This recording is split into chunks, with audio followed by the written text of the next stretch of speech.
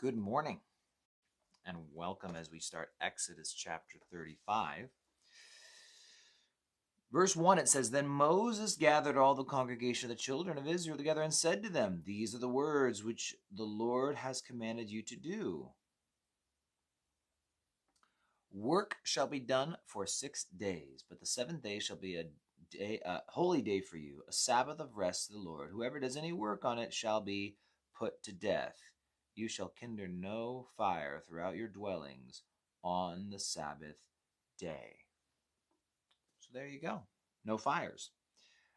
I was actually just telling the youth, I think it was a few weeks ago, that I had, after getting back from Israel and just having all these Sabbath laws and regulations in mind, that my refrigerator had accidentally been put into Shabbat mode.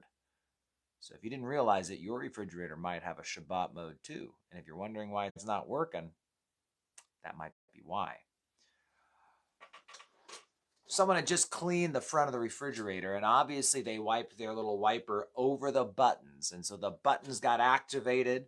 And if you hold on my fridge, it was just like the outer two buttons at the same time and hold them for 3 seconds. You enter Shabbat mode. So what is Shabbat or Sabbath mode on a refrigerator?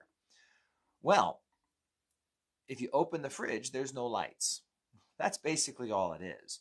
Because if you open a door and a light turns on, well, you've just kindled a fire. And now God's angry. Or at least that's what I joke with the youth, right? That, this is what you got to do. God doesn't want your refrigerator light turning on Saturday because obviously that vexes his heart to see a refrigerator light turned on. Sounds silly, doesn't it? But that's kind of what the Sabbath laws became. Now, just so you know, I could tell my refrigerator was running. I could just faintly hear that sound of the compressor running. So it's like, I know it's staying cold, but none of the button lights worked. I could hit all the buttons, nothing happened. Open the door, shut the door, there's no light. And that's what they have is a Jewish family today will put their refrigerator into Shabbat mode before Shabbat. That way they can open and close the fridge door without the light turning on. Hence, being able to use a refrigerator without breaking the Sabbath and making God angry. I'm a little facetious when I joke about this, but the reason I do it is because getting to the heart of things, right? Getting to the heart of the matter is I don't think God is worried about refrigerator lights. Now, for them, for the Jewish people living in the rocky wilderness, okay? They're like in Saudi Arabia, around Mount Sinai. For them to start a fire, they need to go and find themselves some wood. Now, if you've seen pictures of this area in Saudi Arabia, there's not a lot of wood. So to start a fire, you have to go on a hike. And from there, you find your wood, and then you have to chop that wood. And then you have to go bring all the wood back and start this fire. And so you see, when God talks about resting on the Sabbath day, for them, starting a fire was a big labor-intensive thing.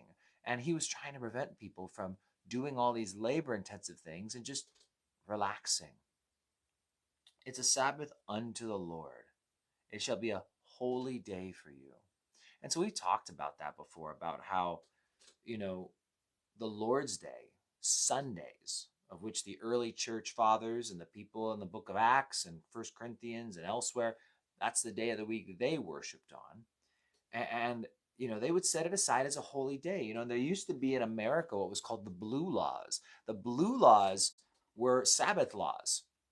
And you used to be able to get fined or ticketed if you were working on the Sabbath because, well, whether people like it or not, this nation was built and founded upon Christian principles by many Christian men, and many men who, even if they didn't authentically follow the Lord, it's like they still respected the biblical laws. It's kind of one of those things, like even if they didn't personally believe, they still acknowledged and supported the biblical rules.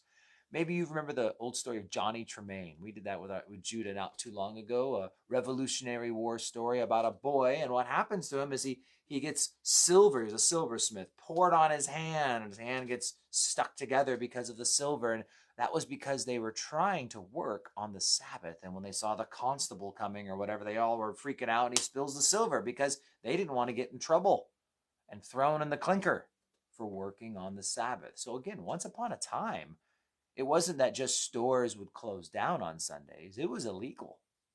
Now, do I think we need to enforce Christian laws as civil law? Well, no, I don't. But I do think that as Christians, if we respect the Sabbath and we honor the Lord's Day, I think God will honor that. And so, something for us to consider, And I think it would make a dramatic impact on society and on our family and friends if we simply told them, I'm sorry, I can't go to the birthday party because that's the Lord's Day. And we just focus on the Lord on those days. We take the day off.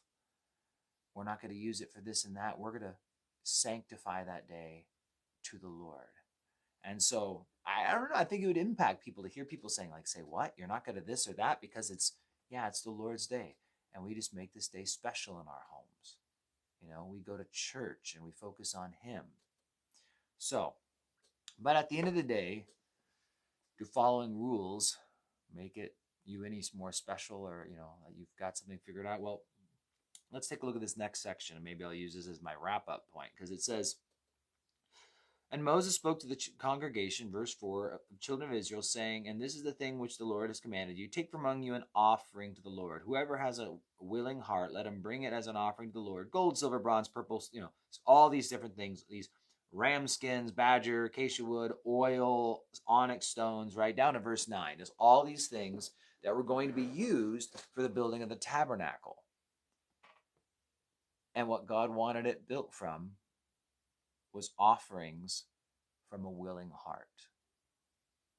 That's why we shouldn't impose the Sabbath laws, the Lord's Day, and the blue laws as a civil law, because at the end of the day, what God really wants is His people offering up their time, offering up their lives, offering up their Sundays as a willing sacrifice.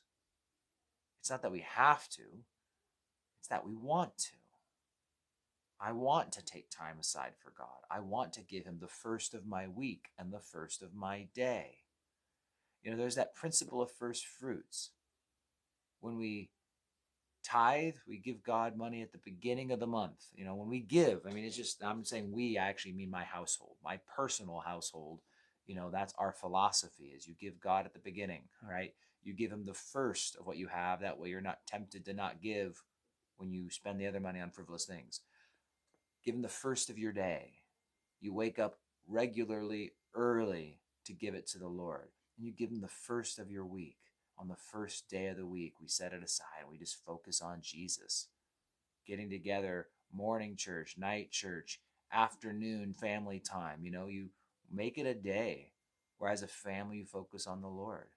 Go to church, come home, have a family lunch, let the littles take a nap, and just rest together and have some time as a family. Go back to church and spend time together as a family and just set the whole day aside, worshiping Him. So, there's the first 9 verses of Exodus 35. We'll continue on tomorrow, and I think we'll continue to see more about these articles of the tabernacle and the people God calls to the work. And we're going to have a lot of repeat here. This is where we start seeing the repeat, and so we might skim a little quickly through some of these sections, because really here to the end of the book, there will be new information. But starting in chapter 35 is where we just heard God tell Moses all of this stuff. From 35 onward, we're now hearing Moses repeat it all to the people. So I don't want to give all the same messages over and over again that I've already given. So we'll kind of summarize and move quickly as we get over these last few chapters of the book of Exodus. And then we'll need to find a new book. I don't know where, so we'll have to figure that out.